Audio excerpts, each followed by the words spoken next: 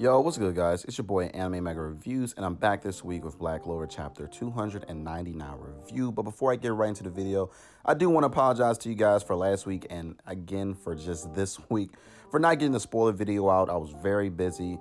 I just graduated from college, so I'm in the middle of just applying for different jobs and all that. So I'm definitely going to get more content out to you guys. Just have to really just do some scheduling and try to get things just a little bit more in line with what I want to do as far as content wise. But without further ado, let's get right into this review because I just got to say one thing, and this is kind of spoiler territory, guys. It's a really sad chapter, but let's get into it. So the chapter opens up with what we saw last week, whereby we see Noelle and she's defeated right now. I mean, she definitely is. And something that's really interesting that I really peeped here was that she still has some of the Saint stage in her. It's just sort of like running out. Also, this is like the first time that Noelle has went into the Saint stage. And on top of that, Megicula is actually spreading around her magic effect. I believe it's called Decaying World, which again, guys, it pretty much hampers a lot of magical abilities. And the one thing that I do notice is that a lot of these demons are just so arrogant. Like even with here, she's just like, look, no one can help you, Noelle. You're pretty much just done for. So no one is here to save you. No one can do anything. And this is sort of like my criticism. I just want to see a demon that has a different type of personality. Yes, we know that Asta and Libe, in terms of in that tandem with them working together, they're sort of like a different type of personality. So obviously that's where Libe comes in.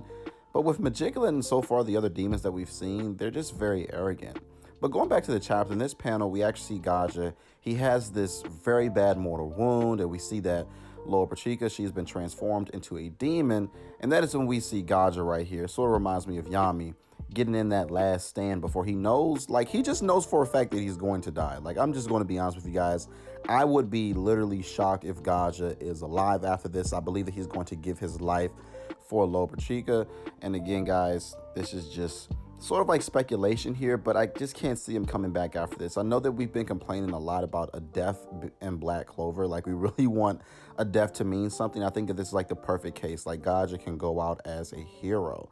And that is when we look at this panel right here and we see that Gaja, like even Noelle and Undane, they just know that something's just off. And Gaja does this move where I believe that he's paralyzing her body with some type of paralysis. And we actually get this flashback in a couple more panels where we see that Gaja and Lower Pachica is sort of weird.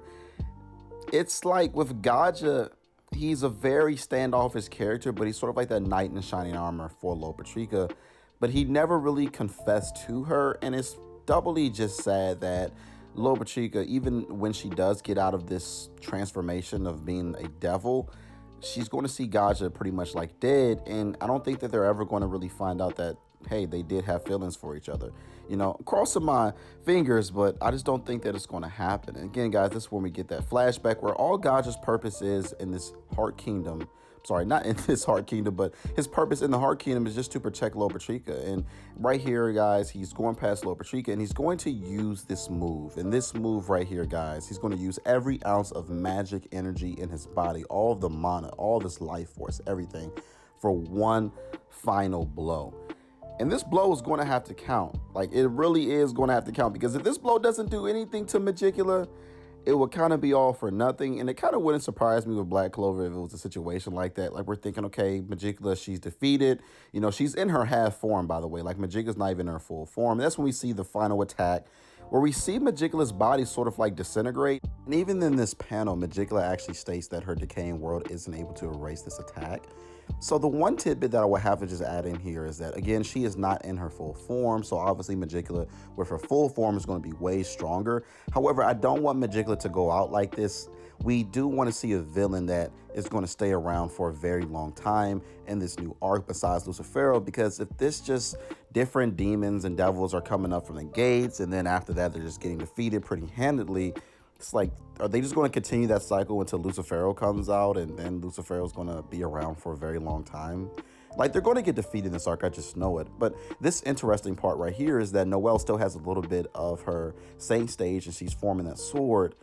And that is when she sees Gaja.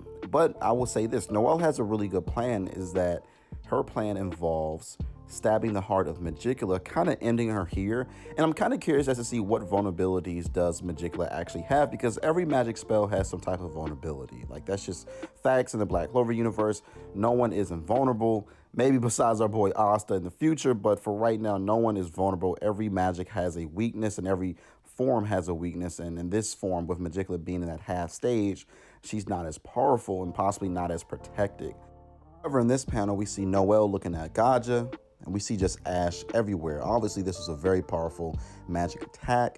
However, I would just say Gaja gets a thumbs up for not necessarily blowing away Vonica as well, because if Vonica and Lobashika dies, we see that Megicula is fully resurrected. She gets her full body, but we see Gaja right here.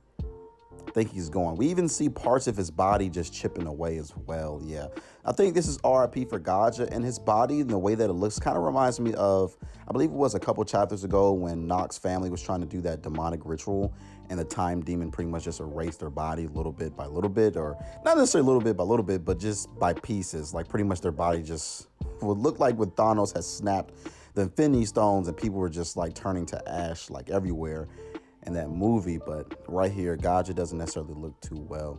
But anyway, guys, that does it for me today. I hope you enjoyed the review. I know it's been a while since I dropped the review on Friday. I've just been so busy, guys. But I do thank you guys for coming to my channel. As always, make sure you subscribe if you're new. Also, comment down below and tell me what you guys thought about the video. And make sure to smash that like button. I mean, like, harass that like button. It helps me do well in the algorithm. And as always, make sure you guys have a wonderful day and peace.